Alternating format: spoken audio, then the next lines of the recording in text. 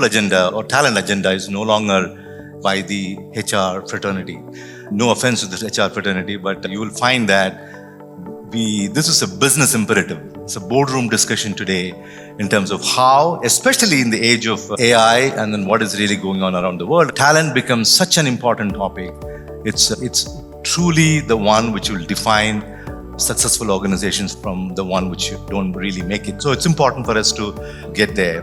And as I said, in the next couple of days, we're going to think through some of these interesting questions around why talent has gotten such an important position across this multiple things that we do. And one would imagine, especially with the advancement in technology, that technology might take a center stage. But as I always keep saying that we all kid ourselves by thinking that we are all in technology business, but actually we are in people business in many ways. Now, let me give you a sense of when countries have invested in people, they've always prospered.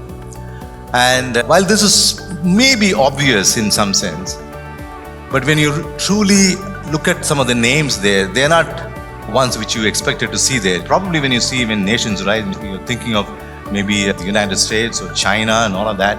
While they all did a very, very good job with people, and we picked some examples where you did not find, this may not be the natural example against efficiency. Now people tend to pick resilience as one of the things that they need to be focused on. And then the fact that you don't want to be reliant on many other countries for you to sort of do what you need to do, and hence there's going to be a pivot in some of that.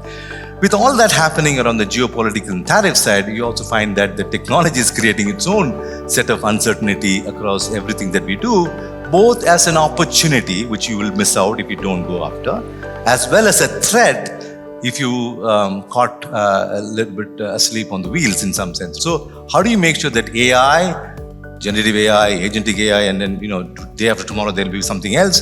How do you make sure that all of that is not having a very, very or with a negative impact or a positive impact, and that creates a little amount of uncertainty as well.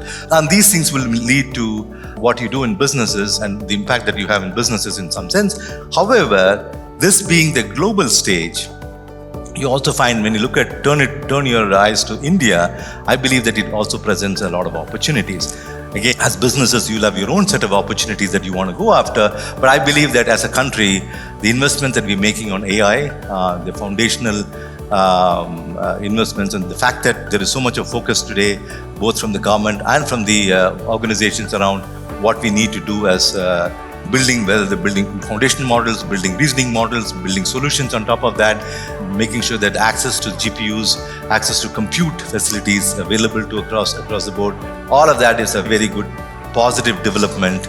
The fact that we do have the largest young workforce in the world continues to play a big element, positive impact on what we do as a nation. And of course, this is an industry, our technology industry, which Nasscom represents, gone through so much in the last several years. And I won't go, I'll sound, you'll really know my age when I start talking about all the way from Y2K to, but I think these things over the years, right, the resilience of this technology industry has been phenomenal. Every time there has been a bit of a chasm, if you may, or a bit of a discontinuity. That's what I was looking for. Discontinuity in terms of what we do. This industry has come back stronger than ever before. Whether it was the financial crisis that we had, COVID is a great example. Many such crises, I think we've been able to bridge through and came out much stronger. And I think we'll continue to do that with the AI revolution as well. But it is important for us to understand that this is an opportunity at this point in time and not a threat. Clearly, there's a lot of growth segments that we see within our industry, whether it is GCCs in one end, ER&D in many ways, even in broader our startup ecosystem. All of them are actually growing, and these are growth drivers. And I was just talking to somebody earlier today.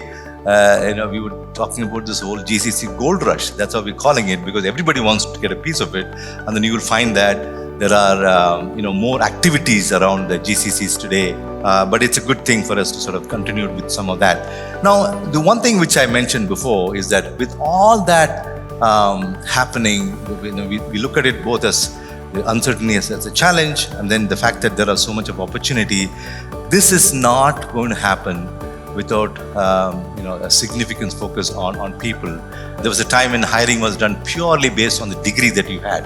If you're a BTech in computer science coming out of an IIT, you don't have to worry about getting a job. You will find something, and you probably will still do. But over the years, you will find that hiring based on a degree will become thing of the past. Maybe this is already a thing of the past. And you will have to start your hiring based on capabilities and skill set.